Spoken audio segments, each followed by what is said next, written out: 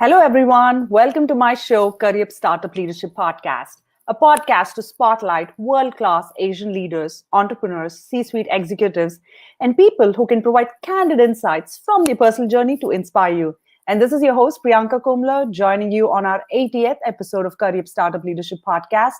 And as a reminder, do continue to follow me, Priyanka Kumla, and a Curryupstartup Leadership Podcast page on LinkedIn to receive our LinkedIn live notifications.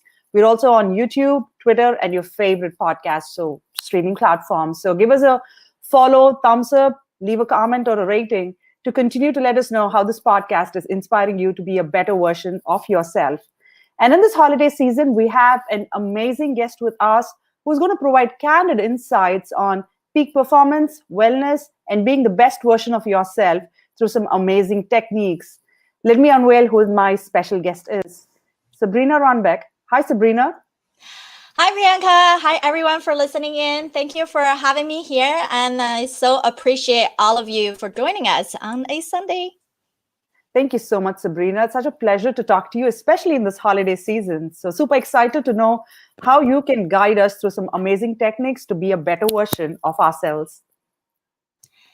Yes, please carry on. And I think this is a great place to be as you have interviewed so many experts on the show, and definitely is a place where we can have a safe conversation and also just be open and knowing that all of us struggle so much. This, no matter which career you're in, much ups and downs, but that doesn't mean we got to stuck in this place. We can continue to reflect on what worked, what didn't work, and that can help us to launch into the better state for next year. That's amazing. Quick reminder for our listeners, we have some amazing giveaways lined up for you. So drop in a quick comment and a hello to let us know which country you're tuning in from. And we'll keep you posted on what those amazing giveaways are with Sabrina. So Sabrina, let me talk a little bit about you to our listeners so they understand why they need to listen to this episode of Curryupstartup Leadership Podcast. In today's episode, we're going to talk about how do you restore your calmness in less than 2 minutes? How do you restore your wellness and reboot your efficiency so you can be a powerhouse in your career and a passionate person in your life? Sabrina Runbeck is a cardiothoracic surgery physician assistant with more than 10 years of experience in the public health and neuroscience space. And with her own personal experience, after overcoming burnout and feeling stuck in a career that drained her, she became an international peak performance speaker, empowering ambitious professionals to find their voice, reconnect with their passion, and become influential in their fields without feeling overwhelmed, underappreciated, or undervalued. So I have with you guys the queen of performance and productivity. Welcome to my show, Sabrina. Thank you much. Thank you. You're kind and then really bring in this topic very timely in the current era. That's very true. And another important reason is as you start 2021 with your new goals, it's always important for us to reflect on 2020. I know the pandemic has been hard, the job loss, the loss of loved ones. It's been a very tough time, but there are ways in which you can reboot your energy and productivity so we can start the new year on a new note. And here I have Sabrina, who's going to guide us through this amazing process. All right, Sabrina. So let's get started with, some of the recent research that we have discussed. According to the American Psychological Association, 45% of Americans report feeling fatigued and stressed in the holiday season. And I think COVID has really added to this stress factor as well. And about 52% of people are more worried about their finances than 2019. So with all this in mind, people find it very difficult to look at 2021 on a very positive note. Tell us, what advice would you have as we begin this episode on looking at 2021 with a fresh set of eyes? There's too many things that we can consider. And number one thing is, what do you want today? Do we even have a clarity on what your life journey have brought to you today? How do you feel about the way that you're living right now? And I believe that most of us don't truly have a issue with being overwhelmed and have a stress management or even burnout issue. What the true issue we have is a healthy boundary and leadership issue. It's not something that we're ever taught in school, because think about this. When we're younger, the number one question we were all being asked was, what do you want to do when you grow up? And even nowadays, when we go into any networking event or just meeting anybody new, what do people ask you? What do you do? Instead of asking who you are as a person, what do you enjoy? How do you live? That's the question that we don't get asked enough. Somehow, our identity is completely attached on the doing part. And in psychology, and from my teacher from Stanford, we talk about success is measured by what? Two major factors: knowledge base, which means your EQ, IQ, right? The certification, the degrees, the experience that you have. But those are just knowledge. They're just resources. And even Napoleon Hill said, knowledge is not power until you use it.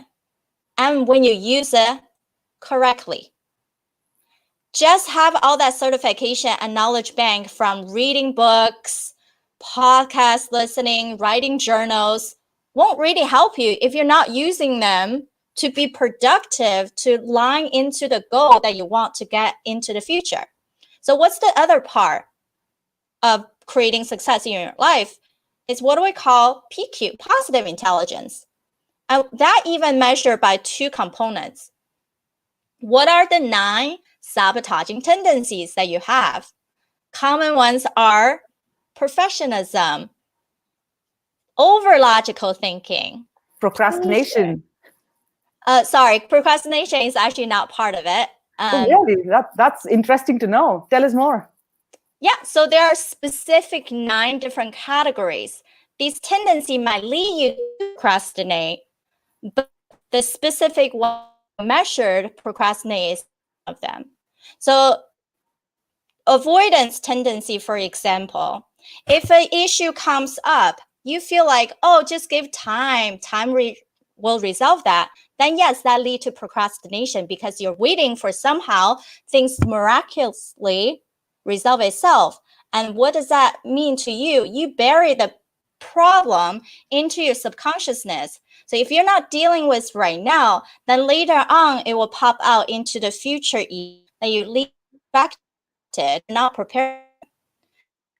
Even when understand one of the sabotaging tendency you have, just understanding that sometimes we can still feel that anger, that upset, right? Get stuck in that. But it's knowing how to pivot that out into the more empowerment state of us. And there's 5 different categories where we become more resourceful and love to have curiosity and want to have empathy toward ourselves and others. And all these things. And even when we say, if we care about being empathetic, but again, it's knowledge based. But if we're stuck, we don't know how to pivot, then we're no better, even we learned about all the strategies. So in the time of now, we want to know, and we want all of you listening to ask yourself this one question. How do you feel right now about everything you have accomplished so far? Now, that's a very powerful reminder to us because we fail to take time to reflect on how do we feel about us. We always care about what people around us are thinking more than looking inwards.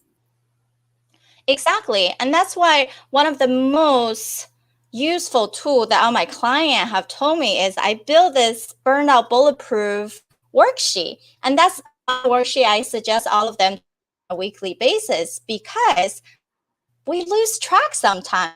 We just feel like they're coming at us, always have our own expectation and someone else's expectation. And people feel like, oh, you're really good at planning event. Can you do all this for us? And people who are podcasters like us, oh, well, if you know how to put a production together, how about you help us out, right? But does that mean you really need to do all these projects even though you're good at something? If we're no longer living in the area of both our genius zone, whatever you're really good at, and understanding what our passion zone, and these need to be combined and perform 80% of your time. And that's what people get confused on. They become doing more, feeling like if they do more, they're productive. But if you just put yourself in a round of wearing that busyness like a badge of honor, it doesn't mean it will lead you to the ideal life that you really are thriving for. And then to add on top of that, do you even know what's the ideal way that you want to live and why you want to live that way? Well, that's a very interesting perspective, because most of the times we think about having a busy calendar as a way to reflect on our success. We think being idle means you're lazy or you're not at your peak performance. So it's interesting. So tell me more about peak performance. How do you define that part of it? I think everyone should define their own peak performance. For me to say what it really look like is for you to understand what it means. What do you need to do? As I mentioned actually even earlier, what is the part of you that you can perform 80% of your time that are doing things you truly love doing and you're really good at? Because if you understand things are just you love to do, but you're not really good at, guess that? It's waste of time. It's actually just the hobbies. But if it's things that you're really good at, but you don't love to do, then they become distractions.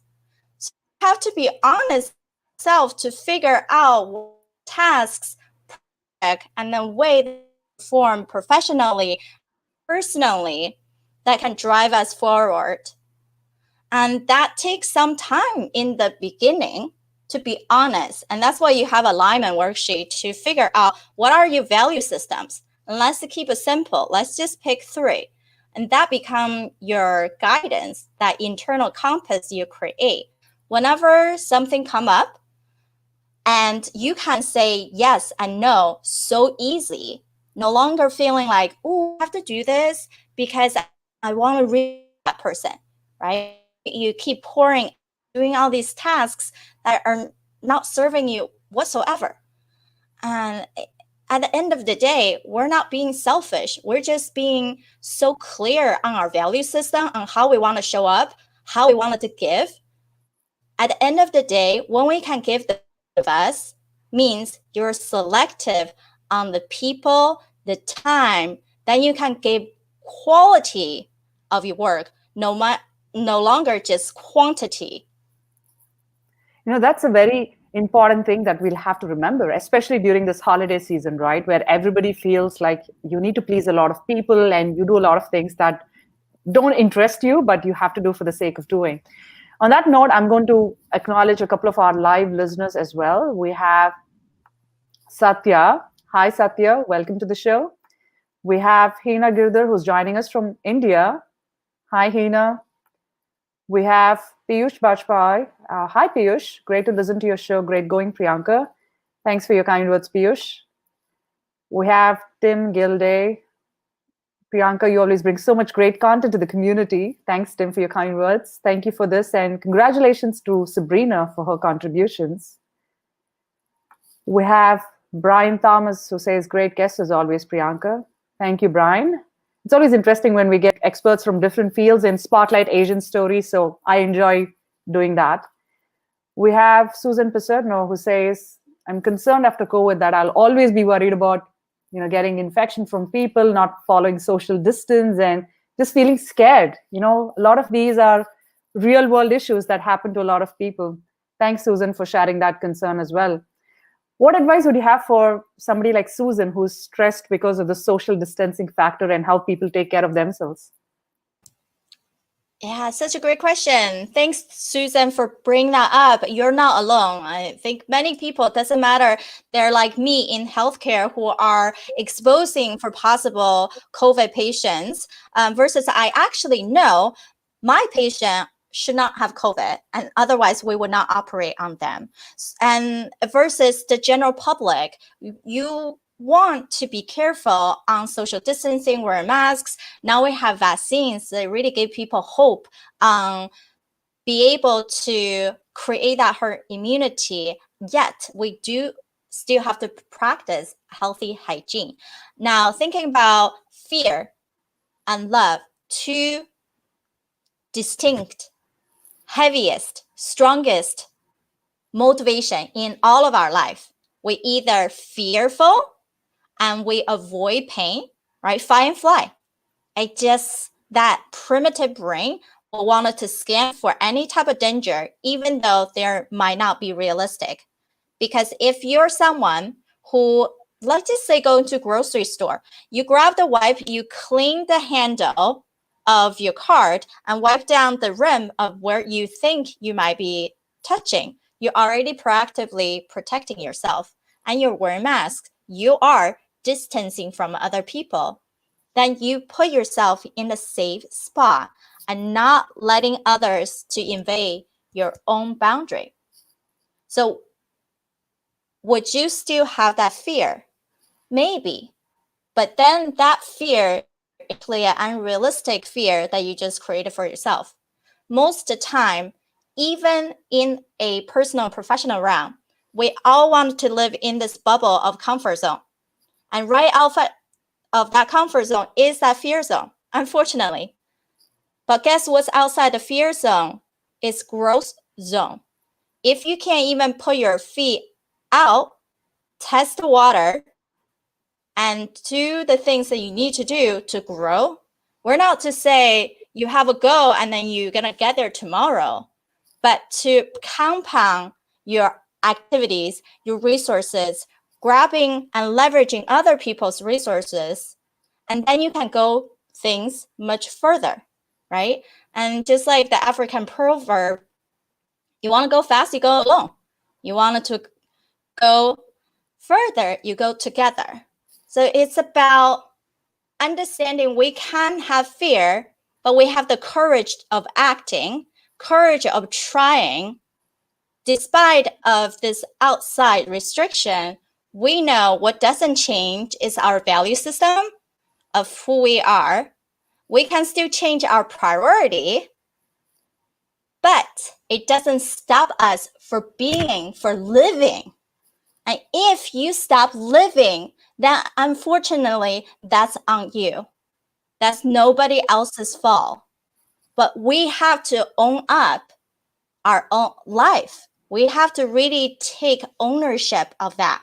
So once you're able to step outside the fear zone of just trying something and knowing everyone is going to take precaution, so we can live, we can still perform. And then we can start growing, knowing what works, what doesn't work, right? And knowing your best practices. Now, once we start passing the growth zone, it becomes accelerating zone. You really can figure out that one system, either it's your own or someone else's system, to launch you into the sky like a rocket ship. Now, that's a very interesting analogy. And thank you, Susan, for that great question as well. Susan says, thank you, that's helpful.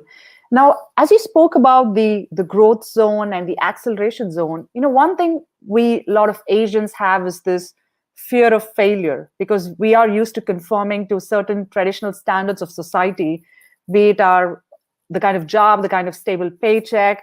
What advice would you have, especially for the Asian community, to get out of that stereotyped zone and embrace more growth and acceleration? I believe it's not just a culture fear, right? It's any culture. We all afraid of failing, and that's why we have the touching tendency like perfectionism. We feel like unless we put out the best we can ever do, if I put out 110% and then I'm going to be successful, then I'm going to be happy. But who created that reality? You did. If you're not able to show up, to even show other people what result could look like, then no one can really help you to make that even better. Now, with all of us, fear of failure is there, it exists. I have fear. I have fear every day. I think all of us have some type of fear, but you can be stuck in the fear of inactivity or still have the feeling of it might not work, but being conscious. And it also means I believe something can happen despite of the result. And courage in another level is knowing the consequences. I'm not able and I'm not willing to live with the consequence of inactivity. So think about these two. Is your fear going to stop you from acting? I'm never gonna know if accomplish something. And would you regret that decision so much? Can you really live with yourself? Or you simply want to just to try, like Einstein, right? You can try to make a light bulb 10,000 times, it failed, but now you actually know 10,000 times that you shouldn't be doing something. And it's just about that one success actually matters. Now, it also means many people don't have patience. Why do I keep going back to asking yourself the question of who you are, what your value system are, and what does that big picture look like for you? If you can visualize so clearly down to the little details, plus adding an emotional gain, all our decisions at the end of the day are emotional driven, right? I will ask you guys to think about this. When's the last time people propose a new idea for you? Do you ask yourself, does that feel right? Right? That's like a sense, do I feel good about it? We don't say, oh, it sounds logical. Like the first thing we actually default back is still the feeling part. So you do have to imagine how good it will feel once you have a bigger goal created. That can help us to create momentum. I agree. It's the emotional part of your brain that responds first, right? Because that's how we are psychologically tuned.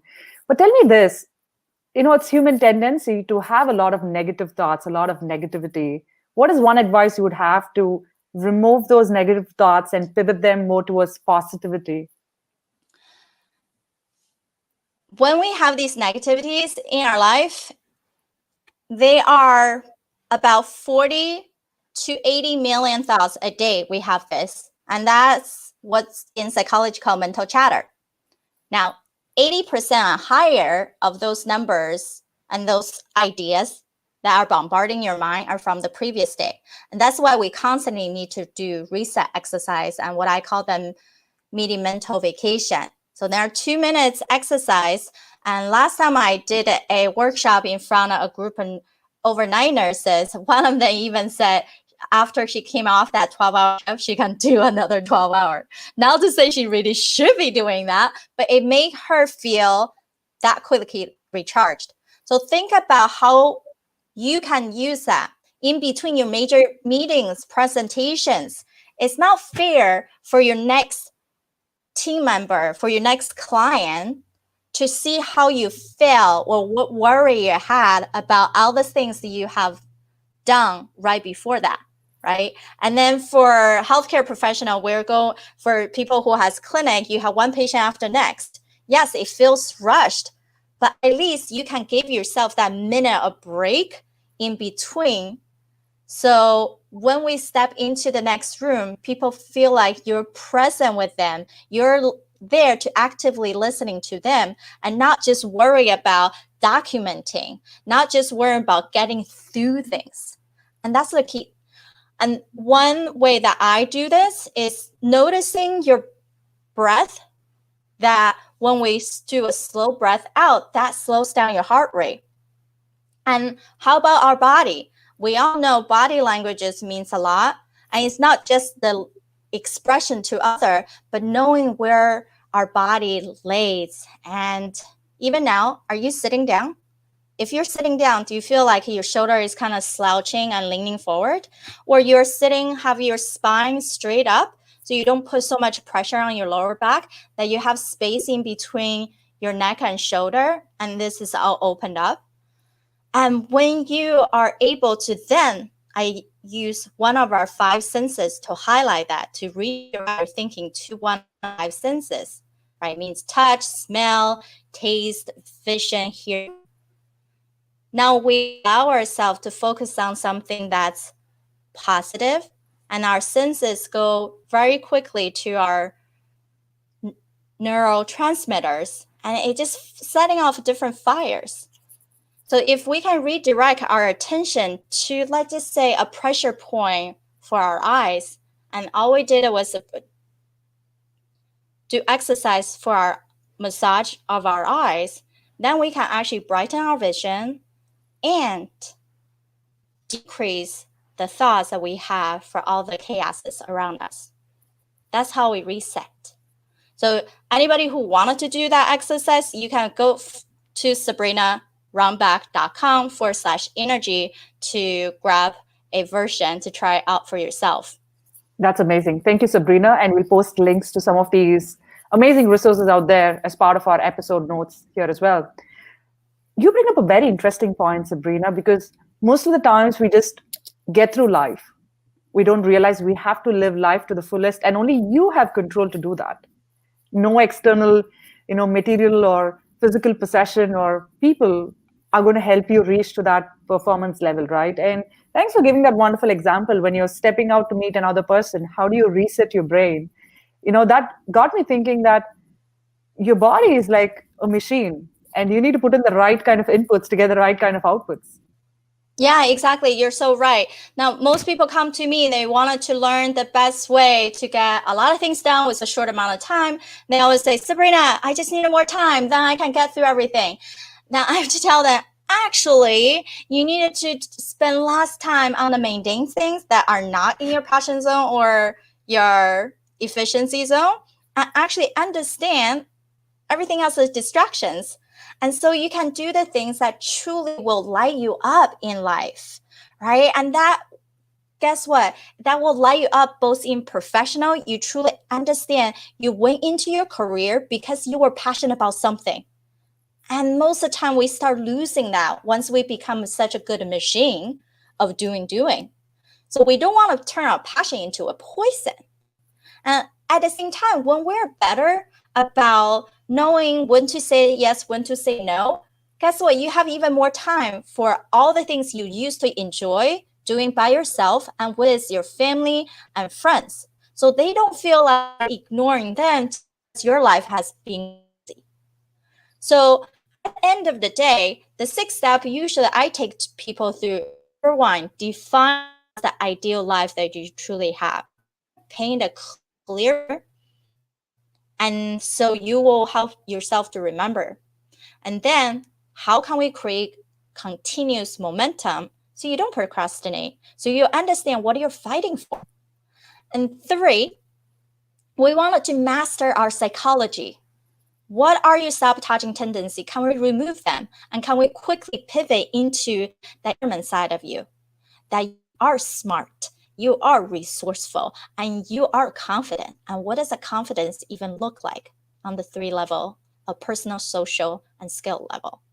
And then how quickly can you reboot your energy? What have you been doing? What's your energy cycle naturally like? And how can we leverage on that to help you go further? And 5, now we can talk about strategy on productivity. After the first 4 things, we can't go to productivity if you don't have the first part of it. If you don't know what you want and how quickly you reboot your energy, you won't even do the things that we're going to put in strategy in place. And then finally, the 6th one is, how can you show up as the most influential key figure in your field and truly understand how to attract talent to you and not play into the 6 accidental diminishing tendencies, so you'll show up powerfully both in your career and in your life. That's a great way to sum up, how you get to productivity, because a lot of times we look at shortcuts to productivity, right? You wake up at a certain time, you get XYZ done, and you're set up for the day. But taking a moment to really pause and reflect on what your value system is, what do you really want to do, and what are your energy levels, I think that's very personal to every human being.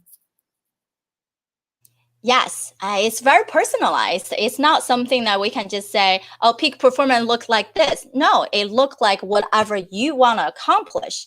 And if we don't know what you want to accomplish down to a T, right? So specific, then you're just going to do what? Like a little bunny, hop around everywhere and trying to search for things, and you never really get to where you want to go. That's very true.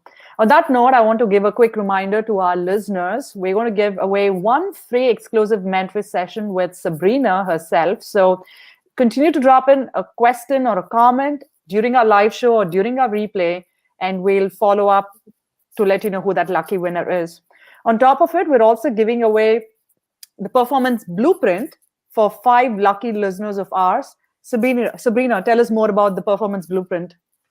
Yes. So that's the deep dive that I have with you for about 20 minutes of asking you where you are right now and what works, what didn't work. And so I can give you the tips on where do you need to go next. And that one you can apply for 5 lucky listeners of our live show and then 5 on the replay. And you can indicate that you have heard me speaking with Priyanka on Curryupstartup. And that's how I'm going to pick you. And go to sabrinarunbeck.com/blueprint. So my full name, sabrinarunbeck.com/blueprint. Awesome. And to our listeners, do continue to go check out some amazing resources that Sabrina has so you can create a wonderful 2.0 version of yourself in 2021. So Sabrina, tell us about you as an Asian woman. We have a lot of research about the number of women experiencing work-related stress, which is almost 50% higher than men of the same age, and especially in the field of medicine. I believe the numbers could be higher. We also have this fact that 80% of our workforce are women, but you look at the number of people in the C-suite, especially of Asian origin, it's just a handful of people that we can count, for the last few years. So, overall, we figured out that Asians, because of our traditional upbringing, we always feel like we have to be this book smart kids, but not brag about being in the limelight or getting the spotlight that we deserve. So first, I would love to get your take on being an Asian woman in this field and helping others get to their peak performance levels. And then the second aspect is your upcoming book that we would love to talk more about. Yeah, so appreciate it. So I was brought up only child, only girl, all my cousins are males. So what you were saying is so true. Traditional Asian families seeing girls as, yes, you do really well in school, you got your degree, you got a job, but ideally your family gonna hope that you just get married, find a husband, and then have a life, have kids. Why should we be judged on life, on whether you mom or not, whether you should be married or single, whether you should be a power mom and working at the same time, like you're supposed to work without a kid and or have a family without a career, or both? It doesn't really matter what other people think. We have to be understanding what we need as a human being, as a woman. Now, the statistics have shown us, specifically in healthcare industry, we are having 200% higher burnout rate as the average American. And the recent study during the COVID pandemic showing physicians having 64% of burnout and less than 50% of the organization have a support system to help them to overcome. Pretty scary to say the people who are supposed to take care of all of us are in the state of just overwhelm. And because I have gone through that too, where I have worked my butt off. I got 2 bachelor degrees, 2 masters, got a degree, and got into one of the biggest heart surgery center in the country. And then for most people, it's like, you made it. But for me, it felt like if I'm in this competitive nature, I better show up even more. And then working 80 plus hours, continue to have more surgical cases, seeing more consults. And one day, it was barely 8 o'clock in the morning. I was exhausted because I slept maybe 3 hours the night before, having to be on call again. Now, it wouldn't have been so bad, except I was having a fever, my body felt weak, and my hands were even cramping. I was standing there in front of my patient, operating still. Typically, you've been seeing me for the past half hour. I'm rapid fire. I'm listening to music. I'm chatting with people. I was quiet that day. So one of my nurse took pity on me and keep passing Dayquil and cough drop under my mask to keep me going. Now, the next morning when I woke up, covered with night sweat, could barely just get myself a cup of water from the kitchen. So I had to call in sick. The answer I got on the other line was, Sabrina, you're just telling me this now? That felt like a stab in the heart. This story is not unique. I believe all of us have gotten there somehow, where you felt sick, it's not that big deal, I can just keep going. Or the mentality of, give me another 5 minutes, let me finish this before I think about taking a break. How long can we use the excuse of our client come first, we need to advocate for their need, we need to keep going, and not put ourselves first?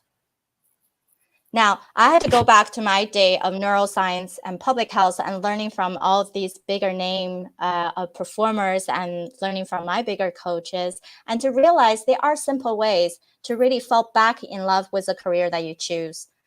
And without all that craziness and feeling like we're just being treated like numbers instead of as human beings who are here just to serve. So in that way, I am proud to be an Asian who are so good at getting things done, being productive, and because our ability, our culture, we got to where we are. However, I'm also really good at being an American rebel who know when to say no a lot of time, just like when we were babies. Do you remember back in it? No, I don't like that. Oh yes, give me more of this, right?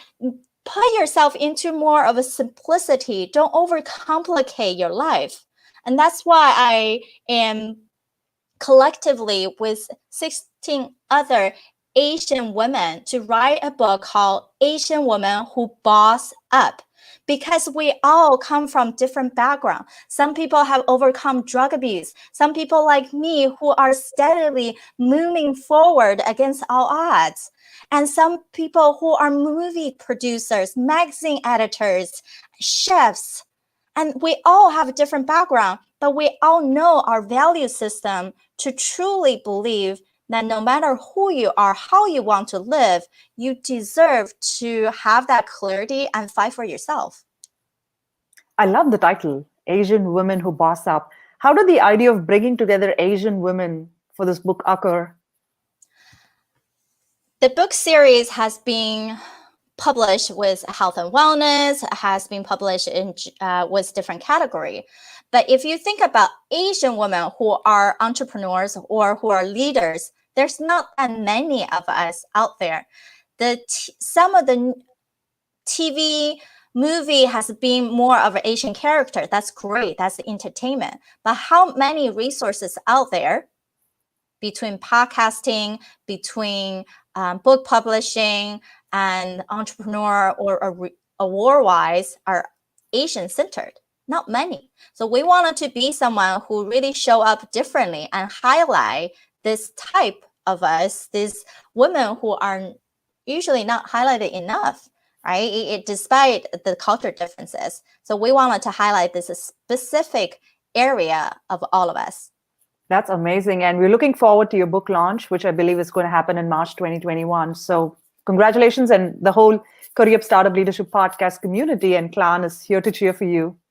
Thank you so much, everyone. All right, so let me ask you this, Sabrina. What is your personal technique to calm yourself in less than 2 minutes? That's the exercise that I told everyone to, you can feel free to grab. Go to sabrinarunbeck.com/energy. And that exercise, as I mentioned before, built in with your breath, with knowing your body position and visualization, highlighting one of your faces, and add at the end to set a new intention on how to show up when you finish that. These kinds of breathing techniques, visualization techniques go a long way to really reflect at life. And I'm so glad we have these different resources, and I'm going to go check it out myself to see what are some new techniques that I can embrace in the new year as well. So thank you, Sabrina, for all those amazing insights that you have. We have a fun rapid fire round for you. Are you ready for it? Let's go. All right, so you tell me the first thing that comes to your mind in one word when I say the following. Who's your role model?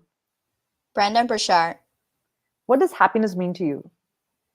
Joy. How do you define success? Elevation. What is one fun thing about Sabrina that's exclusive to our Curryupstartup podcast listeners? I'm also a dancer. That's pretty cool. What kind of dance? I used to do, I trained in ballet when I was little, and then did a lot more hip hop back in the day. And college years was jazz performance for football, basketball teams. That's pretty cool. I love ballet.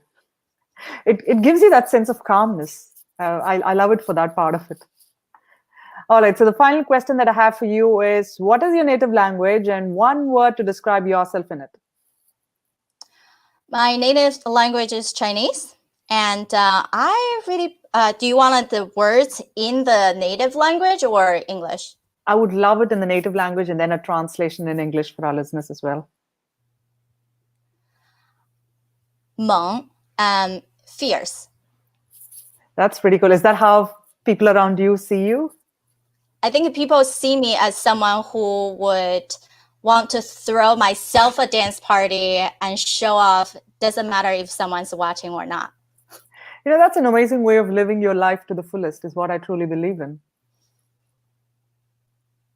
Thank you so much, Sabrina. It's been wonderful to get to know your journey and how you're using the techniques that you've learned as well as you've researched on to be in the peak performance zone. How do you embrace wellness? How do you embrace calmness to lead a stress-free life? So I'm looking forward to learning more about your work and seeing how we can feel inspired.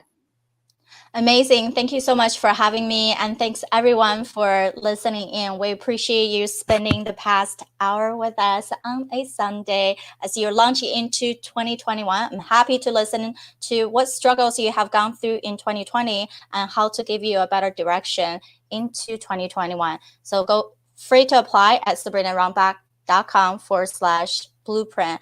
And then please subscribe to this awesome podcast that Priyanka has been hosting, and to go to YouTube or stay on LinkedIn. And I believe her podcast is on all the major podcast platforms. Awesome. Thank you so much, Sabrina, for your kind words.